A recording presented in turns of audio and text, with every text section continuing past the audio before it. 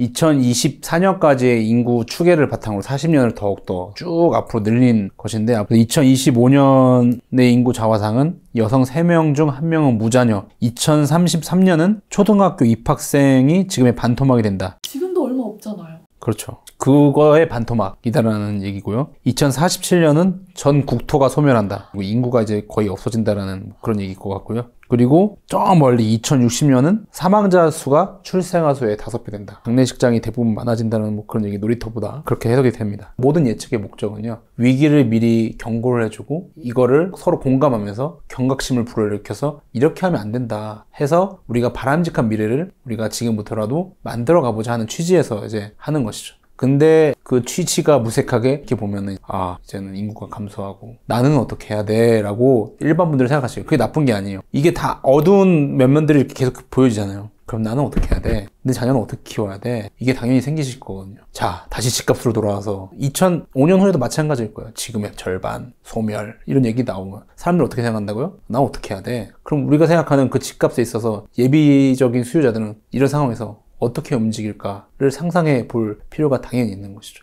아까 제가 말씀드렸죠. 수요가 되게 중요하다. 금리 어떻게 될지, 심리 어떻게 될지 모르겠어요. 수요. 인구는 내리막길이 정해져 있는데 그럼 이 사람들이 어디로 움직일지 상상을 해볼 필요가 있다. 그래서 이 사람들이 몰리는 곳 그리고 몰리지 않는 곳에 왜 양극화가 심해져요? 인구가 저기도 여기도 저기 있으면 여기도 오르지만 여기도 어느 정도 오르는데 인구 자체가 줄어드니까 나머지를 커버할 수 있는 이 사람이 없는 곳들을 커버할 수 있는 유동성 자체가 씨가 말라버리는 것이죠. 그리고 사람들은 더 여기로 빨리 몰려요. 왜요? 우리 자녀는 어떻게 해? 인구 감소한다는데 느긋하게 있을 수 있나요? 갈수록 이런 예측이 되게 극단적으로 나올 거거든요. 되게 무섭게 나올 거거든요. 그러면 더 빨리 움직여요. 그렇기 때문에 더 빨리 유동성이 붙는 속도가 빨라져요. 그래서 여기는 이렇게 싼데 여기는 뭐 며칠 만에 이렇게 오르나? 공포가 계속 짓누르니까 시소라고 생각하시면 돼요. 인구 소멸의 공포가 짓누르면 뭐예요? 사람들이 쏠리는 힘이 더 강해지는 거예요. 그럼 우리가 썰렁한 현실이지만 여러분들 다 인구 감소한다고 인정하시는 상황에서는 이 쏠리는 곳들이 어디 있는 거냐 찾아볼 필요가 있는 거죠. 안 그래도 저희 월브닷컴에 이런 좀 재테크 고민이 하나 들어왔어요. 저출산 고령화 시대에 아이를 키우는 저희 부부는 고민이 많습니다. 이전에 학군 괜찮은 곳에 내 집 마련하면서 아이도 잘 키우고 우리 부부 재테크도 해야지 싶었는데 지금 같은 인구 감소 시대에는 역행하는 것 아닌가 싶어요. 학군지 시대는 끝난 걸까요? 데이터는 뭐라고 말하고 있나요? 라는 질문이 있습니다. 학군지 시대의 종말은 인구 감소가 이유일 텐데요. 우리가 부의 기회라는 관점에서 바라보면 학령 인구, 공부하는 사람들이 학생들이 1980년에 1,400만 명이었어요. 근데 2020년에 780만 명이나 감소했어요. 자, 이미 꽤 많이 감소했어요. 뭐 앞으로 더 많이 감소한다고 쳐봐요. 근데 왜 원하는 대학 가기가 어렵고 슬픈 통계는 N수생, 재수생, 삼수생 비중이 역대 최고예요. 학령 인구가 감소하는데 대학교 문이 넓어졌다고 하는데 재수, 삼수, 사수를 하는 사람들이 왜 이렇게 많아졌을까요? 이게 왜 그러냐면은 축소사회가 되게 중요한데 축소사회의 특징은 자연적인 감소보다 기회의 문이 닫힌 속도가 훨씬 더 빠르다라는 것이죠. 소아과 같은데 그때 말씀드렸지만 합계 출산율이 0.7이에요. 너무 아이를 안 낳는 시대인데 왜 오픈런을 해요? 소아과에. 너무 없으니까요. 그게 왜 너무 없을까요? 더 문을 빨리 닫아요. 병원이 더 돈이 안 되니까 병원이 문을 셧다운 시키는 거야. 병원 수익이 받쳐주지 못하니까 아이가 없어지는 것보다 더 선제적으로 문을 닫는 거죠. 어느 누구도 내 돈을 다 마이너스가 돼가면서 내 수익이 마이너스가 돼가면서 민간 기능은 상당히 어려운 거죠. 문을 닫는 대신에 어디로 몰려들어요? 그 사람들이 그나마 모여 있는 곳으로 가는 것이죠. 그래서 이 기회가 더 빨리 많이 감소한다. 그래서 비기가 더 빨리 감소하니까 이런 것을 이제 선점하려고 대입 성적이 증명된 곳에 몰리는 건데 이 통계청 인구 축에 보면은 2인 자녀 가구는 감소하지만요. 1인 자녀 등 가구는 2030년까지 현재보다 증가하고요. 2040년까지는 현재 수준을 유지합니다. 그러니까 현재 정도의 학군 수요가 2040년까지는 적어도 있다라고 보시면 되겠습니다. 축소사회라서 기회의 문이 더 빨리 닫힌다고 하면은 학군 전체 사이즈는 감소하겠지만 그 탑 클래스 학군들은 당연히 건재할 수밖에 아예 아이를 낳지 않는 건 아니니까 그리고 기회가 점점 없어진다고 하면 출산율이 감소하고 느낌이 썰렁한 출산율 감소하고 기회도 감소하고 다 그냥 뭐 파멸 이럴 수 있는데 사실은 우리가 사회 긍정적인 측면도 상당히 많거든요. 수명도 많이 늘어나고 이동수단도 상당히 발전했고 뭐 핸드폰 이거 상상이나 했습니까? 그런 부분들도 우리가 선형적으로 물론 지금의 추계를 쫙 당겨서 우울합니다라고 얘기할 수 있지만 그래도 극복하는 부분들이 분명히 있을 거라고 저는 또 보기 때문에 그런 극복이 된다고 하면 학군 수요는 좀 더 연장될 수도 있겠죠. 그 15년 동안 그러면 더 좋은 곳들은 더 비싸지고 더 양극화가 심해질 거라는 그런 이야기. 학령 인구가 그렇게 수요 자체가 별로 없는데 왜 비싸지냐. 아까 말씀드린 인구가 감소하는 것보다 좋은 곳에 취업할 수 있는 기회가 더 빨리 쾅쾅쾅. 왜 빨리 문 닫아요? 수요가 없어진다며. 선진적 문을 다 닫는 거야. 또 부자들이 그런 것들을 자기 자녀들을 위해서 배리어를 치는 거야. 장애물을 치는 거예요. 못 들어오게, 진입 못하게. 학원비가 30만원, 40만원이면 할 수 있는데 7, 80만원 돼봐요. 더 배리어가 쳐지는 거죠. 학군을 통해서 부의 세습이 또 이뤄질 수 있는 것이죠. N수생이 많아진다는 거는 어떻게 해서라도 재수, 삼수, 사수를 해서라도 그 대학교 아니면 안 되라고 왜 생각할까요? 기회의 문이 별로 없으니까. 이 대학교만 나와야지만 갈 수 있기 때문에. 사회에 기회가 많으면 이 대학 가고 저 대학 가도 다 문이 열려 있어요. 점점 기회가 줄으면 딱 그것만 해야 돼요. 그게 뭐예요? 대표적인 게 의대 때문에 왜 이렇게 전국민이 이렇게 난리난 적이 있나요? 옛날에는 여러분들 유치원 때 뭐 되고 싶었어요? 나는 뭐 소방관도 되고 싶고 간호사도 되고 싶고 플로리스트도 되고 싶고 꿈이 많았잖아요. 요즘 애들은 뭐예요? 꿈이 의사 뭐 이런 거예요. 그래서 이런 부분들이 왜 기회가 점점 없어? 사람들이 똑같은 것만 삶의 지향점이 거의 비슷해져요. 이거 아니면 안 된다는 생각들이 더욱더 강해지는 거예요. 그러니까 부동산도 제가 쏠림을 얘기하는 게 부동산의 지향점도 딱 이런 곳이어야 돼. 이게 인구가 많고 뭐 다양성이 존중되고 그러면 아파트뿐만 아니라 뭐 다른 것도 좋고 이런 게 풍성하니까 인구가 많고 여기저기 사니까. 근데 그게 점점 줄어드니까 그리고 또 기회도 줄어도 땅도 없으니까 학군, 일자리, 상권 이런 것들이 점점점 통일되는 것이죠. 그러니까 계속 쏠림을 또 유도하는 그런 시대가 되는 것이죠. 이게 일자리와 학군이 연계돼 있어요. 사실은 새로운 반도체 일자리가 생기고 우리가 반세권이라고 하는데 정부가 메가 클러스터를 발표했잖아요. 그러면 인구가 여기저기 흩어져 있으면 이런 반도체 일자리가 새로 생기면은 그 부모님들이 또 그쪽으로 모일 수 있거든요. 그런 부분에서 새로운 학군이 또 탄생할 수 있고 그런 것들이 뭐 동탄이라든지 중심상업지 뭐 이런 부분들이 가능성이 있어요. 왜냐면 거기 인구가 상당히 많이 몰려 있거든요. 송도 신도시도 그렇죠. 인천의 인구가 뭐 감소하지만 그 송도 신도시로 국제학교들이 이렇게 몰려 있다라는 부분들. 그 인구가 감소해도 충격을 상쇄시켜주는 왜 거기에 몰려 있으니까. 서울의 학군 있죠. 강남의 대치동, 양천구의 목동, 노원의 중계 학원가. 그리고 아까 말씀드렸던 작지만 강한 광진구 학군이 있어요. 근데 이런 것들 말고도 다른 학군들도 있는데 이런 학군들이 어떻게 변하고 있는지 위상들이 알 수 있는 게 이제 사설학원 진감 데이터인데요. 코로나19를 포함한 기간인 2016년부터 2021년까지 서울의 사설학원 통계를 살펴보면요. 전체적으로 한 139곳의 교습학원이 문을 닫았어요. 그럼에도 불구하고 강남구와 서초구는 309곳, 서초구는 51곳의 사설학원이 증가했어요. 전반적으로 감소하지만 거기 증가했다는 것이고요. 또 전통적인 학군지 노원구는요. 무려 113곳의 학원이 문을 닫았어요. 그리고 또 흥미로운 것은 마포구의 사설학원이 57곳이나 증가했어요. 이것은 뭐야? 신축 입지라고 말씀드렸어요. 학원들도 인구에 민감해요. 전통적으로 마포구 학군이 약하지만 또 대단지가 생겨버리고 계속 확장하고 있으니 인구에 민감해서 전통적으로 학군지가 약하더라도 그 수요가 거기에 몰려있기 때문에 신흥 학군이 또 태어나는 것이죠. 노원구는 왜 감소한 거예요? 노원구 같은 경우에 감소 이유를 꼽자면은 인구가 감소하면은 이제 학군 위기에 따라서 거기서부터 좀 타격이 오긴 하거든요. 그리고 또 노원의 서울에서 안전진단 대상 아파트가 가장 많은 데가 또 노원구입니다. 사실은 신축 아파트가 탄생하지 못한 곳이지 노원구기도 하죠. 그래서 그런 부분들이 있고 노원구가 이제 양천구나 대치동보다는 가격이 싸요. 그래서 한때 그런 붐이 불었어요. 노원 뭐 학군 좋잖아. 거기 싸잖아. 갭 투자가 많이 있었어요. 갭 투자가 많은 건 실수요가 온다는 게 아니라 어떤 갭 투자 수요가 많기 때문에 질 같은 경우도 좀 담보하기 어렵고 투자 수요가 좀 많이 몰리면서 실수요자들 떠나가는 갭 투자가 좀 많이 들어가면서 그런 좀 몰아내는 효과도 있는 것이죠. 강남 서초는 이제 건재할 거고 노원구보다 이제 마포구 여전히 뭐 마포구 학원이 뭐 많진 않지만 우리 성장의 측면에서 보면 성장 가능성이 있다는 것이고요. 재개발축이 대규모로 생기면은 거기 몰린다가 바로 강동구예요. 강동구 뭐예요? 올해 말에 뭐가 입주합니까? 만세대가 넘는 둔촌주공 신축이 입주합니다. 그리고 그 뒤에 명일 재건축 단지가 쫙 즐비해 있어요. 그래서 그런 부분들 실제로 강동구 통계를 보면은 뭐 학생 수나 학원 수나 이미 많이 증가를 하고 있어요. 고덕동에 재건축이 쫙 되면서 그쪽에 학원들이 쫙 생겨가고 있거든요. 그래서 강동구 자체도 재건축을 먼저 치고 나가면서 증가하고 있다 볼 수 있어요.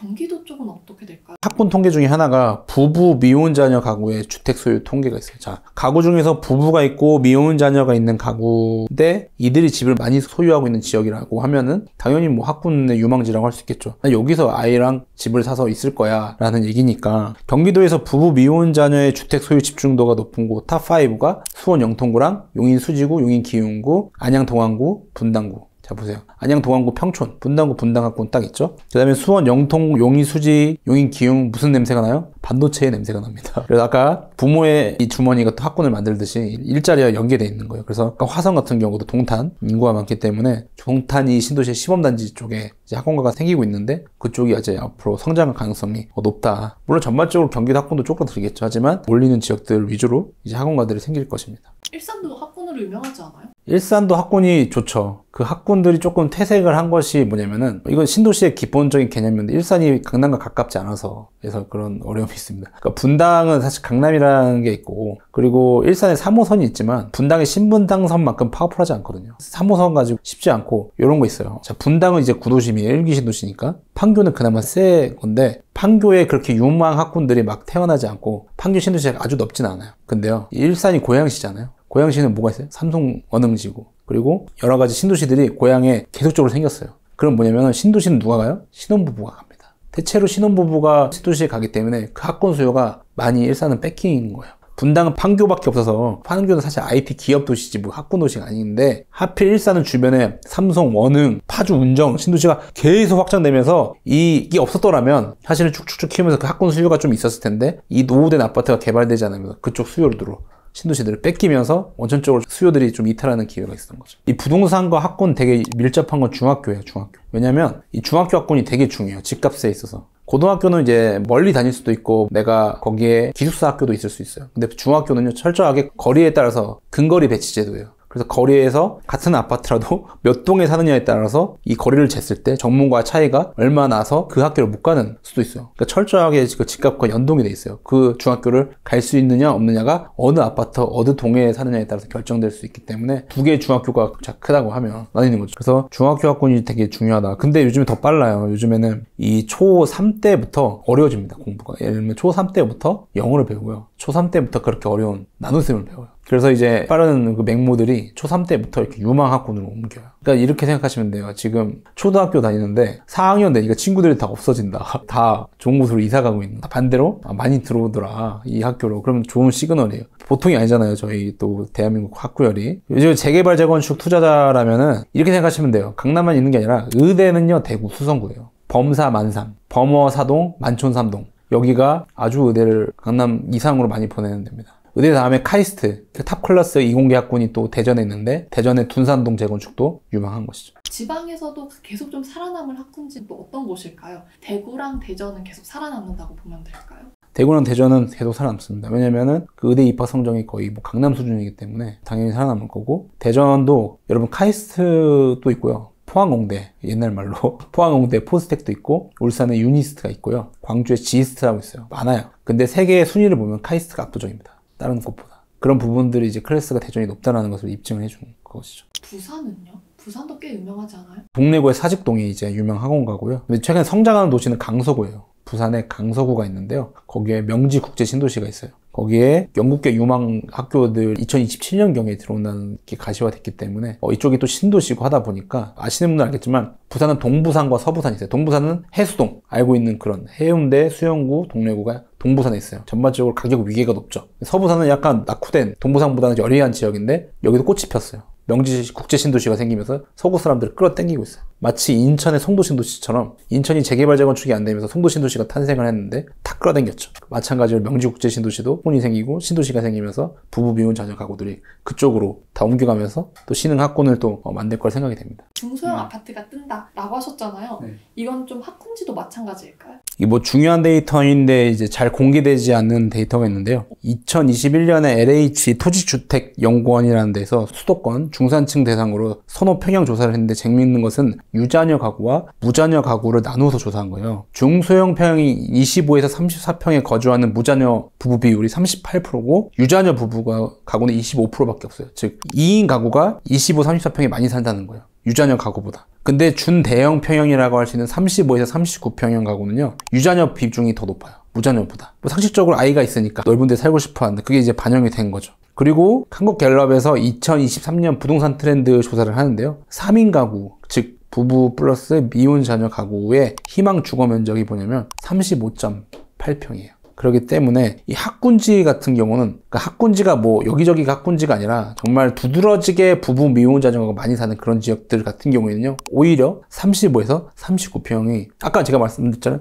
조금씩 면적은 늘어나고 있다라고 말씀드렸죠. 그러면은 지금도 현재 35평 정도로 선정하는데 35에서 39 안에 들어갈 확률이 높은데, 안타깝게도 35에서 39평은 대한민국이 되게 극소수합니다. 왜냐면 지을 때 아파트 지을 대부분 작거나 34평 이하거나 40평 이상이에요. 근데 점점점 올라가는데 이거는 이미 너무 적어. 그럼 40평 살면 되잖아요. 그렇죠. 그런데 가격에 제약이 있다는 걸 말씀드렸죠. 3인 가구들이 조금씩 올라가고 있단 말이에요. 주거 면적 자체가. 특히 학군지 같은 경우 아까 통계 말씀드렸다시피 35에서 39평 자체가 더 선호된다. 학군지 같은 경우에는. 학군이든 어떤 쏠림이든 꼭 이것만큼 알아가라 하는 그런 포인트. 결국에는 우리가 부동산은 장기적으로 봐야 된다는 관점에서 봤을 때 수요의 흐름이에요. 수요의 흐름. 이 수요가 자연스럽게 어디로 가고 있느냐에 집중을 할 필요가 있는 거예요. 부동산에서 수요의 흐름 뭐예요? 인구의 이동이에요. 근데 인구의 이동의 이유를 물어보세요. 지역마다 다 매력이 다르다. 매력이 다르다는 것은 수요가 그것에 가는 분명한 이유가 있다. 우리는 뭘 생각을 해야 돼요? 이 사람들이 왜 그곳으로 가느냐? 그럼 나도 그곳으로 가는 이유가 뭐 대략적으로 합당한가라는 거예요. 다 학구 때문에 가는데 나는 거기에 뭐가 좋아서 간다. 뭐 개별 취향일 수도 있지만 과연 그것이 내가 가치를 바라보는 데서 바람직한 것인가? 내가 보기에 좋은 것이 아니라 다른 사람들이 봤을 때 좋은 것이 앞으로 가치가 높여오른다. 내가 그 지역을 선택을 했을 때 다른 사람들이 그 지역을 선택한 이유와 거의 비슷한가를 따져볼 필요가 있는 거예요. 왜 이동하느냐가 수요에 대한 질문인 거예요. 전입사유 통계가 다 나와 있잖아요. 여러분들 이사하신 분들 알 거예요. 왜 이 지역에 이사 왔는지. 전입사유 다 적게 돼 있잖아요. 그거에 대한 통계들이 다 나와 있습니다. 그게 내가 이사 가는 이유와 정렬되고 있느냐, 합치되고 있느냐, 여러분들이 잘 알고 계신 거예요. 그 수요의 흐름에 편승하고 있기 때문에. 여러 가지 말씀을 많이 드린 것 같은데, 결국에는 우리가 정말 균형적으로 바라보자. 그리고 내가 원하는 지역은 딱 그 지역 한두 개잖아요. 근데 그 지역 한두 개를 전문가들이 모두 100이면 100 다 설명할 수 없거든요. 1000명이 듣고 있으면 1000명이 다 다르잖아요. 그럼 우리가 뭘 알아야 되냐면 원리를 알아야 돼요. 그 원리를 기본적으로 알아야 여러분이 원하는 그 지역을 적용시킬 수가 있는 것입니다. 그래서 그 원리들에 대해서 계속 반복되고 수요에 움직이는 원리가 무엇인지에 대해서 계속적으로 곰곰이 생각을 해보신다면 안전한 선택을 하실 수 있고 후회하지 않는 부동산에서 의사결정을 내리실 수 있지 않을까 생각이 됩니다.